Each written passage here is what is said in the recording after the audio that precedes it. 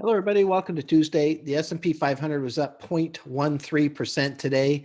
I had really rocky ride altogether. Actually, it was down quite a bit at the open, bottomed out, and eventually ended up for the day. Mostly, it seemed it was based on a run that happened right after the chairman of the Federal Reserve mentioned that they would continue to support the market by keeping rates low. They'd like to see employment be higher. They feel like the economy still needs help and those types of things. So that was a good thing as far as that goes.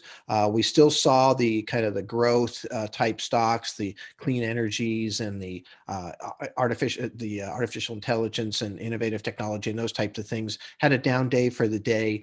In my portfolio right now, what we've done is we have these eight pieces for the stock portion. And so five of those eight pieces are currently in those growth areas: online retail, innovative technology, those types of things.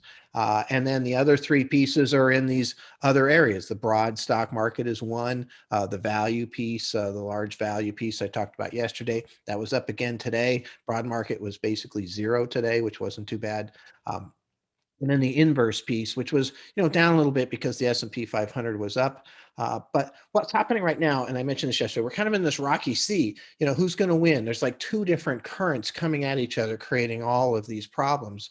And so you've got this kind of value component, which right at the moment looks pretty good. And then, of course, you got this old growth component. And it's just fascinating to me. The news has been talking about how, these technology stocks are falling because interest rates are going up. And there is an aspect to that. But a lot more of it has to do with the fact that a lot of these indexes are up 100 to 300% over the last 12 months. And, as I mentioned before, you can only stretch the error band so far, and it's going to snap back. And it's why we put in all these stop losses and kind of why we've had all these trades here. And I'm very happy with the rotation that we've done to kind of reset the portfolios. We'll have to wait and see what happens. Who's going to win? And I like the inverse position in there right now because of the rocky sea that we're at. And then we took the bond portion, of course, and we went into shorter term on the treasuries and high yields, and we still have our regular high yields. And the bonds did quite well today, actually, so I was happy with that also.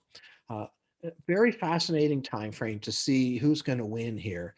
If it continues that the growth side, continues to deteriorate or snap back even further, I'll make some adjustments. I'll take one or two of those pieces out and move them over, into either the inverse or more of the value side of the equation. Very simple to do, especially in the IRAs. We can do it very quickly and very easily. I suspect that tomorrow we might see an okay day just because we had such a good run at the end of the day. I felt like there was a bit of optimism built in there, and we saw some kind of snapback. Even in the growth area, there was a lot of buying that came in, it seems, at one point in time. So a little optimistic for tomorrow on that growth side. We'll see how that plays out. But I try to just have a plan for every day. Market goes up, this is what we're going to do. Market goes down, this is what we're going to do. And, I have in all my stop losses, and, we'll see what happens as far as that goes. But a really fascinating time frame. And I'm very interested in seeing what's going to happen, coming forward. We did make a few more adjustments to the taxable accounts today.